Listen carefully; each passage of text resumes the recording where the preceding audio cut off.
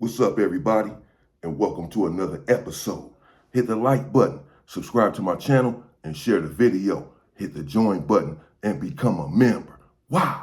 Well, members get exclusive content.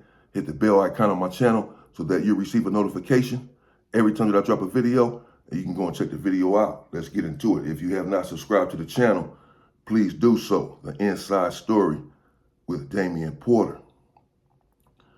Let's get into it. Part 2 of the Muslim versus the Crip.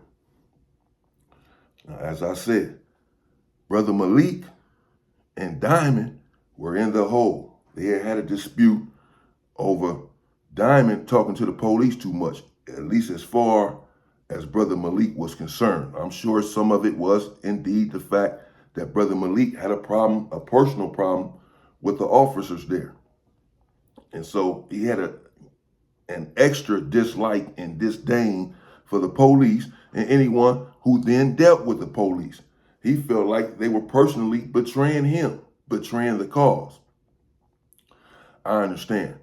Whatever the situation, at this juncture, they've already had a fight, and now Diamond then threw urine, piss, in prison on Brother Malik. This is a no-no. This is a no-go. As I said, I've never heard of anyone throwing piss on someone before or after this situation in prison. In the Los Angeles County Jail, yes, all day. In prison, it's not happening. It's the ultimate disrespect. And again, respect is everything in prison. Someone would rather get stabbed for an infraction than for you to throw piss on them. So you may say, well, it's disrespect, but you're disrespecting someone who's a lame now. Yeah, but that's still the ultimate disrespect, to throw piss on this person. But he did that. Now we're back on the main line. B-Yard, Corcoran, 3 building. Me and Malik, as I said, are hanging out there. In comes Diamond. And when you first come in, sometimes they have you sit right there in the day room as they assign you a cell when you come into the building. So when Diamond comes in, at some point I go by the door and I see him over there, sitting down at the tables waiting to be put inside of a cell by the police. But I don't think Brother Malik sees him yet coming to the building. Malik is not on his door and all that. Like, he real quiet. As I said, he probably back there somewhere reading. He's not paying attention. He doesn't know. But he finds out later on that day that Diamond is there. So Brother Malik, now, a lot of people there on the main line in Corcoran, or a few people, they already know what happened there in the hole. They came back from the hole and they told the story. Man, this dude threw piss on Brother Malik. So-and-so did, So a few people have discussed it. Nevertheless, as I've made clear before, let me make it clear again today, that the politics in the hole are extremely different than the politics on the main line. They just are. And whatever you do in the hole, that's the hole. Once you come to the main line, essentially you have a clean slate, unless you snitch back there or something. But any scuffles or whatever you have back there, it's not going to convey to the main line.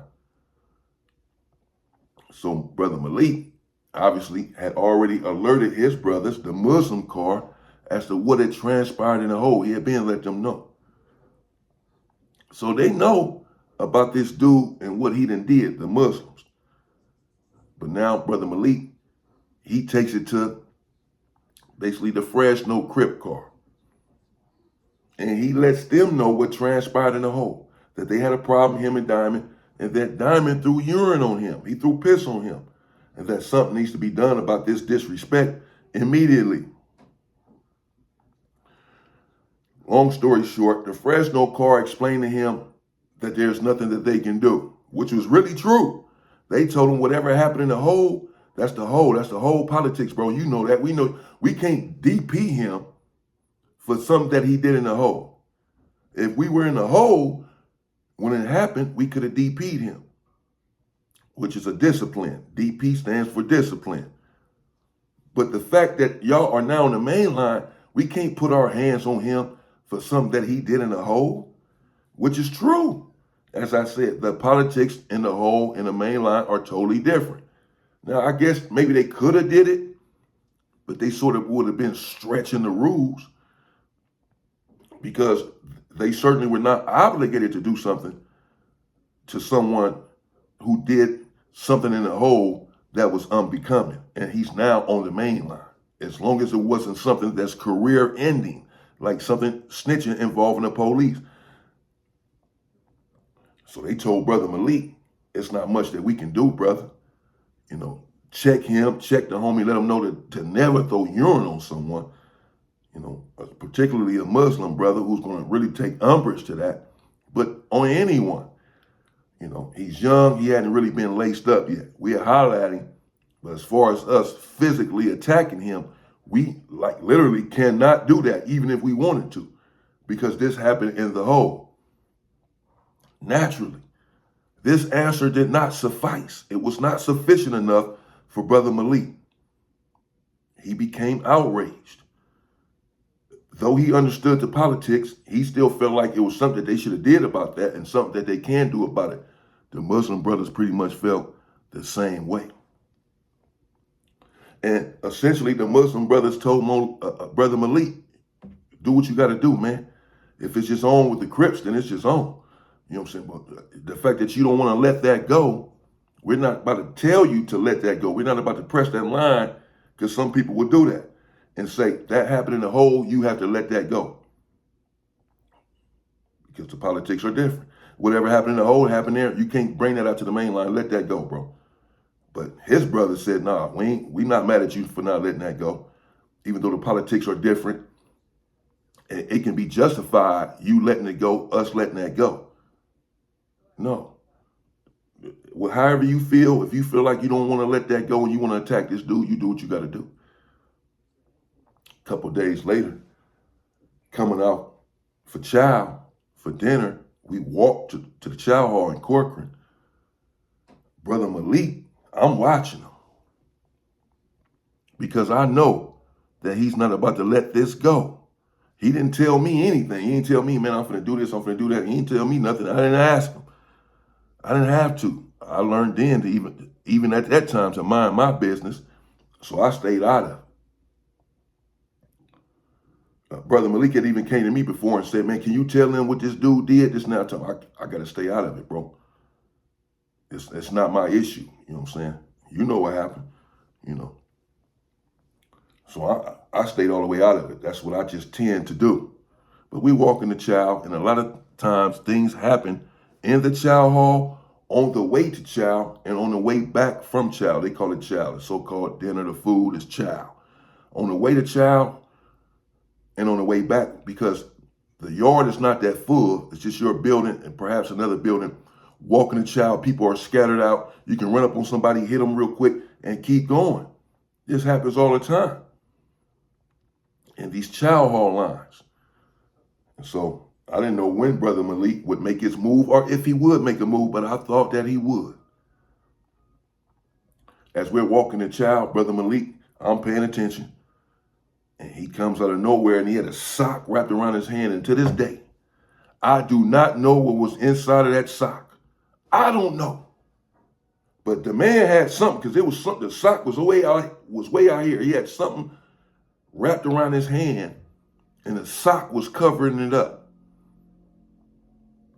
And he ran up on the dude, Diamond, and he called his name when he got up on him. He didn't hit him from the back. He called his name, said Diamond. And Diamond turned around. When he turned around, he swung. I knew exactly what he was doing. He was giving him a chance to turn around and square up so as to not dope fiend him, to not hit him from the back. That was Brother Malik for you. He wanted to give him a fair fade. Well, it wasn't fair because he had whatever he had wrapped up, but he wanted him to know that it was coming. He called his name, Diamond. Diamond turned around. What's up? And Brother Malik threw his hands up that thing, the sock wrapped around whatever that item was. And he began to swing feverishly. Brother Malik, obviously just disgusted with what had went on and the fact that these dudes are essentially refusing to remove him. The Muslim brothers are right there, clearly knowing what's about to take place, what's about to take place, what's about to transpire. They understand. Brother Malik has already told them what he's about to do. And Brother Malik is swinging feverishly until Diamond, he starts to leak. I first seen his forehead leaking. He had like scratches up there, scars, and it's bleeding. And his mouth is bleeding. And Brother Malik is like he's in some sort of craze because he will not stop pummeling upon Diamond. To my pretty much surprise, no one stepped in to help Diamond. I'm going to say it's to my surprise because normally, the Crips, the Blood, they stick together. If you put your hands on one of their homies, they're jumping in regardless. Even if their homie was the one that was wrong. For whatever reason, in this situation, no one jumped in. I'm assuming it's because they knew what Diamond had did. Well, they definitely knew what he had did. But I'm assuming that's the reason that they said, let them take care of it. They didn't see a weapon from the dude, so he's not stabbing him.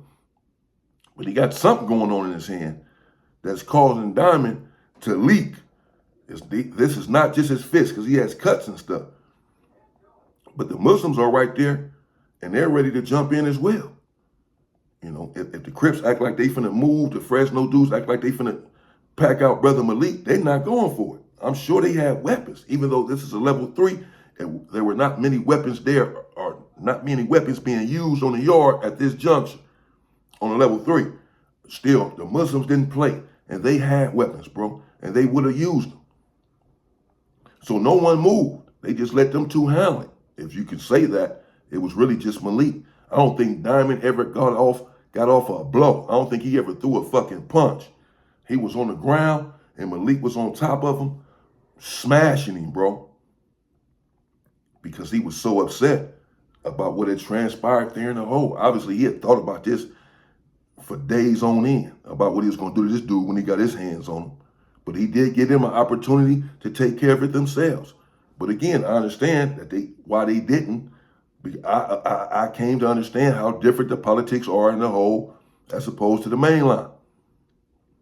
But there wasn't a sufficient enough answer for Brother Malik. I also understand that. Because had he threw piss on me, my reaction would have been insane, regardless of the difference of the politics. Damn, all that shit's going out the window. I'm finna bust his ass open. That's it. And that's what Brother Malik did. We all kept walking the chow, basically.